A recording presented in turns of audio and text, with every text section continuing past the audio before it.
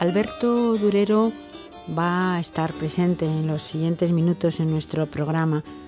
Desde luego fue una figura clave en la historia del arte, es una figura clave en la historia del arte, y para hablar de este gran pintor, grabador, en fin, él tuvo muchísimos aspectos importantísimos, porque también creó escuela, escribió. Está hoy con nosotros el profesor Antonio Urquizar, profesor de Historia del Arte Moderno Renacimiento. Bienvenido. Muchas gracias. ¿Es correcto decir que Alberto Durero es una figura tan importante en la historia del arte y además que de alguna manera fue el nexo de unión entre distintos artes de una época, que representa además ese nexo que no han representado a lo mejor otros grandísimos pintores? Sin duda, Alberto Durero es uno de los grandes pintores del Renacimiento, pero también es uno de los grandes nombres de la historia del arte occidental y de la historia del arte universal. Hay muchos artistas que han sobresalido por una habilidad técnica sobresaliente, por una comprensión conceptual inusual de las bases del arte, que han tenido grandes obras que ocupan lugares importantes en la historia del arte,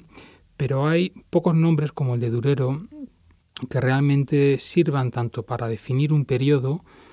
como para ver en ellos algunos de los principios fundamentales que hacen que hoy llamemos arte a una serie de objetos, y que además hayan hecho eso creando una serie de formas, de una serie de imágenes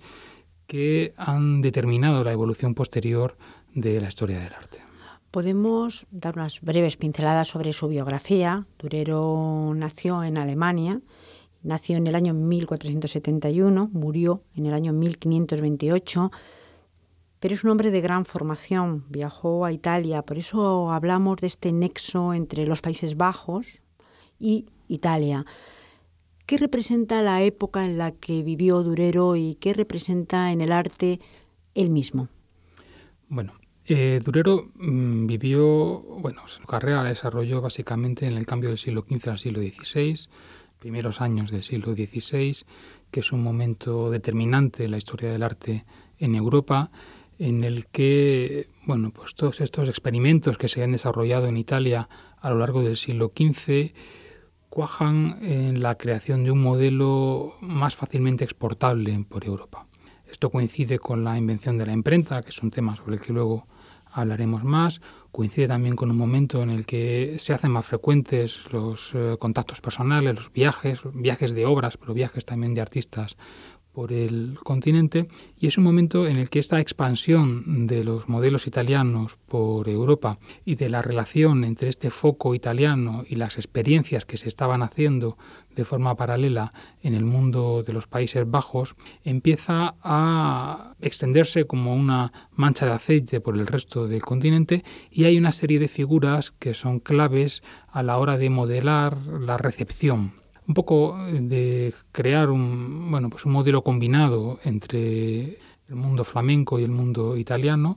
que sirva para cubrir las expectativas, las necesidades que hay en el resto del continente, que no son siempre ni las de Flandes ni las de Italia de manera directa, y que crean repertorios de imágenes que son fácilmente accesibles, que son atractivos para las necesidades que hay en el continente. Y Durero es un elemento fundamental en la creación de ese nuevo cóctel que él ofrece a la pintura europea. Sí, porque, profesor Urquizar, usted nos hablaba de paralelos, mundos paralelos. ¿Eso quiere decir que Durero de alguna manera lo que hace es encontrar estos mundos paralelos, difícil quizá, aunque ya se viajaba más, y mezclar lo de uno y lo de otro, la anatomía, el detalle, todo lo que ofrecían un arte y otro? La expresión mundos paralelos puede servir didácticamente, pero yo la matizaría un poco porque estas líneas no son exactamente paralelas porque se tocan. Es decir, hay puntos de contacto desde mucho antes entre el mundo flamenco y el mundo italiano, pero lo que hace Durero, además de coger de esos dos mundos, él está en el mundo alemán, que es un mundo que pertenece a este modelo nórdico, que está mucho más cerca del mundo flamenco que del italiano, sin ser específicamente ese flamenco. Pero lo que él hace es, atendiendo a las necesidades a los intereses que tiene su clientela, a la propia tradición formativa que él tiene en ese mundo alemán, pues aportar un conocimiento del modelo italiano que no es solamente un conocimiento superficial como el que tienen otros artistas a partir de la copia de estampas, de la copia de grabados, a partir de la copia de algunas obras que puedan viajar, sino que es un modelo aprendido de una forma muy directa a través de la experiencia, de su experiencia en Venecia, pero en el que se aunan estas prácticas de taller también con una comprensión de los fundamentos teóricos de la pintura italiana. Y Durero entiende que lo que él puede coger de la pintura italiana para responder a esas necesidades para las que él trabaja no son solamente detalles decorativos, tipos físicos de personajes, sino que hay pues una comprensión, por ejemplo, de la importancia que tiene el estudio de la anatomía, el estudio de la geometría, de las matemáticas, y cómo él entiende que eso puede aportar un nuevo horizonte a la forma de funcionar de los talleres alemanes, y por eso escribe pues una serie de tratados, de textos también, en los que intenta hacer accesible por medio de imágenes, de estampas y por medio del uso de la lengua vernácula del alemán, pues todas esas experiencias anteriores en Italia. Toda esa capacidad conceptual la vuelca de alguna manera en una pericia técnica muy, muy importante. Claro, gran parte de la excepcionalidad de Durero es que él es capaz de aunar esa pericia técnica con un conocimiento de las bases teóricas del nuevo modelo pictórico. Durero es un superdotado de la pintura desde niño, pero es un superdotado de la pintura que entiende que en esa búsqueda de crear imágenes que reproduzcan el mundo real tal y como se ve, los apuntes al natural que él toma también, y en esa búsqueda también de crear imágenes que sirvan para contar historias, y aquí hay una parte fundamental de Durero que es la capacidad narrativa y dramática que tienen tanto sus estampas como sus pinturas, pues en todo eso se puede progresar también mediante el estudio humanista y el estudio también científico. Y eso es algo que no era muy frecuente en el mundo alemán y que no es muy frecuente en la formación de un pintor que procede de un taller familiar y que se ha formado en un medio muy artesanal. Durero contó con la suerte también de tener a su alrededor, en Nuremberg, personas que podían ayudarle, que podían facilitarle acceso a bibliotecas, que podían darle un apoyo a esa entrada en un mundo más intelectual y menos manual, que le permitió a él, pues además de con sus viajes a Italia, reelaborar y acercar a sus colegas alemanes pues ese mundo de la experiencia teórica italiana. Hay dos cosas además que me llaman mucho la atención en Alberto Durero. Por un lado, un espíritu ya bastante comercial, porque él, pues desde luego pintaba también para los grandes mecenas de la época, para Maximiliano, para otros. También tiene un encuentro con Carlos I de España, V de Alemania, que fue muy fructífero, pero a la vez también hacía sus grabados. Ahí está también el mundo de la imprenta pues introducido ya, y él sabía venderlos. De hecho, era una persona bastante conocida en este sentido. Y por otro lado, en un momento ya quizá de cambio, en el que el artesano ya se siente artista. Él sabe que es un artista, que no es un artesano, y lo sabe él mismo. Bueno, aquí hay dos cosas. Por un lado, la idea de artesano-artista, ¿no?, que es pues un elemento fundamental para entender ese cambio de mentalidad que tenemos en el Renacimiento, de algo que en ese momento es una idea de vanguardia, que no está, pues no es moneda corriente como lo es hoy en nuestra sociedad, y que, pues evidentemente Durero es uno de los primeros artistas del norte que esa idea, esa semilla que está floreciendo en Italia, pues la adopta, ¿no? Y pues en Durero, en sus autorretratos o en estampas como Melancolía, hay una reflexión sobre la naturaleza del artista que es muy interesante y muy importante, ¿no? Y que también pues está creando pues un precedente y un espejo en el que han podido mirarse artistas posteriores. La otra cuestión fundamental es la de la imprenta. El mundo alemán, ese mundo de generación de la imprenta en el siglo XV, pues tuvo una recepción en las prácticas artísticas muy rápida a este nuevo medio, ¿no? Se entendió rápidamente que esto tenía unas posibilidades inmensas, que la reproducción mecánica y estandarizada de las imágenes cambiaba por completo las circunstancias de trabajo y también de disfrute de las imágenes, y desde pronto hubo en Alemania grandes escuelas de grabadores, ¿no? En Durero, por ejemplo, quiso estudiar con Martin Schongauer, que es uno de los principales pintores alemanes del XV y un gran grabador, que nutrió a toda la pintura europea de modelos visuales. No podemos entender la pintura continental, toda la pintura occidental del siglo XVI sin los modelos pictóricos que Martin Schongauer había servido. Cuando un pintor de aquí de España, cuando un pintor de Francia, pues tenía que enfrentarse a algún tema religioso, lo que hacía era seguir la tradición de las imágenes anteriores, y estas estampas eran fundamentales en esa transmisión de contenidos, ¿no? Pues temas como la flagelación de Cristo están completamente determinados en toda la historia del arte occidental por el modelo de la estampa de Schongauer y otros paralelos alemanes. Bueno, pues Durero ya crece en esa tradición y desde el principio es consciente de que ahí tiene un campo fundamental de desarrollo profesional y un campo que explica además gran parte de la fortuna que tiene Durero en Europa. Una cosa muy interesante en Durero es que él no solamente se dedica, como otros grabadores, a hacer versiones en estampa de cuadros al óleo preexistentes, que es una cosa muy interesante, que sirve para hacer difusión de grandes obras, para que las copien otros maestros en otros sitios. Durero va más allá y Durero también crea obras que están concebidas desde el principio en estampa, para la estampa y para ser vendidas de la misma manera que lo hacían los libros en ediciones con tiradas amplias. Por ejemplo, estos 3 ejemplos, El Caballero, La Muerte y el Diablo, Melancolía y San Jerónimo en su estudio, ¿los 3 son grabados o son óleos que han pasado a grabados? Los 3 son estampas hechas desde el principio como obras independientes.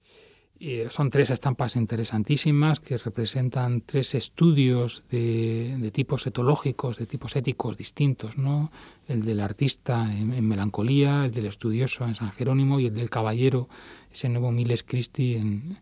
la primera de ellas. Pero luego también hay, por ejemplo, grandes series de tema religioso, la Pasión de Cristo o la Magnífica del Apocalipsis, según San Juan, que son, pues series de temas religiosos en los que se intenta de una manera conscientemente narrativa de contar una historia, de condensarla en una serie de imágenes que permitan contar y recibir esa historia de una manera siempre muy dramática, muy efectista, que enganche al público en la misma, como digo, que condense la historia, pero también que permita un nuevo modo de contar esa historia a través de las estampas. Son importantes porque, entendemos que tenían un mercado muy amplio. Es importante entenderlas como ese instrumento religioso, didáctico, que va circulando y que tiene su uso en el entorno de la religiosidad doméstica, ¿no? En el que esas estampas tenían esa función de soporte para las prácticas religiosas, pero luego también tienen otra consecuencia fundamental, y es que están difundiendo por toda Europa un modelo estético y un modelo narrativo que tiene su origen en Durero y que va a ser una fuente de inspiración constante en toda la producción de imágenes religiosas en Europa durante toda la Edad Moderna. Y desde luego ahí está la presencia de la imprenta como algo importantísimo, vital para la difusión. Una analogía para que lo entendamos, las consecuencias o el entendimiento que tenía Durero y otros pintores de su generación de la importancia de este cambio o de este nuevo soporte, este nuevo medio artístico, es el equivalente a cuando en el mundo en el que estamos hoy, pues un artista decide que no solamente va a pintar cuadros, sino que se va a dedicar al arte digital. De pronto se abre un nuevo campo de actuación, que no es solamente un nuevo soporte artístico en el que en lugar de pintar sobre una tabla o sobre un lienzo, estamos grabando sobre una plancha que luego se realizará una impresión sobre papel, sino es un cambio de soporte, un cambio de medio que está generando un nuevo tipo de experiencia artística, de estar una obra en un lugar físico concreto, de ser una obra única o en la que a lo mejor hay alguna copia con unas condiciones de exhibición que están más o menos determinadas y un público más o menos restringido o amplio. No es lo mismo estar en el retablo mayor de una iglesia que en la cámara de un palacio, pero de eso pasamos de pronto a una estampa que tiene unas tiradas amplias y que va a tener una vida con unos viajes, con unos traslados y con una difusión en cuanto a número de receptores en unas condiciones de estandarización de la imagen que son pues desconocidas hasta ese momento. Durero, desde luego, ha sido y ha dejado un legado importantísimo en artistas posteriores, pues yo creo que de todos los tiempos. Podemos llegar hasta el expresionismo alemán y probablemente más, ahora nos dirá. Pero podemos hacer un poco ese balance de lo que fue Durero y de lo que dejó a artistas posteriores. En la Edad Moderna, si nos circunscribimos a qué representa Durero en el Renacimiento y el siglo XVII, posteriormente, XVIII, Durero es una de las fuentes principales de repertorio visual para todos los artistas. Durero es el origen de gran cantidad de imágenes, de estampas, que van a ser utilizadas por todos los pintores o por un gran número de pintores cuando tengan que representar algunos temas. Pero Durero es también el creador, más que el creador, el codificador de unas formas narrativas y expresivas que tienen su origen en la tradición alemana, pero que son muy efectivas para contar historias de tipo religioso y que van a ser ampliamente recibidas en el Mediterráneo, también con influencia de la pintura italiana, la española, la francesa, en todos sitios, pues es el origen de esa nueva forma de contar o de la codificación de esta forma de contar que va a tener también no solamente los tipos físicos que se sigan, las composiciones, sino también esa gramática narrativa que tiene Durero. Y eso se va a mantener en toda la Edad Moderna. Y tendremos a pintores del siglo XVII, pintores del siglo XVIII, a los que estamos calificando de barrocos, que están siguiendo composiciones que proceden del mundo de Durero, ¿no? Pero luego Durero es también un elemento de identidad artística. La historiografía del arte desde el principio, sobre todo la historiografía germana, al igual que los historiadores italianos, ya del XVI, Vasari tiene una serie de héroes, Miguel Ángel, para la historiografía del norte Durero es ese héroe artista. Y va a ser, desde el primer momento, una de las grandes figuras de ese Olimpo de grandes artistas en el que todos los artistas europeos se han mirado no solamente buscando formas, lenguajes, gramáticas, narrativas, sino también pues una afirmación de identidad sobre lo que supone ser un artista, ¿no? Eso para los artistas, pero luego también, pues en Alemania Durero es un elemento de identidad nacional, en el Museo principal del arte alemán está en Nuremberg, donde está Durero como el gran dios del mismo. Eso fue así en la Alemania del siglo XIX, en el mundo del romanticismo, eso fue así en la Alemania nazi y eso ha sido así en la Alemania democrática, ¿no? Desde luego, Durero hay que también acercarse a él. De hecho, pues aquellos que, por ejemplo, pasen por Madrid también lo pueden ver en el Museo del Prado, quizá más fácil, pero los que viajen en los grandes museos del mundo. Sí, Durero pues es un autor con una obra con un número suficiente como para permitir que esté en muchos sitios distintos, pero es un pintor que, como fue pues desde el inicio muy apreciado y muy codiciado, es uno de los pocos pintores que encontramos que tienen un nombre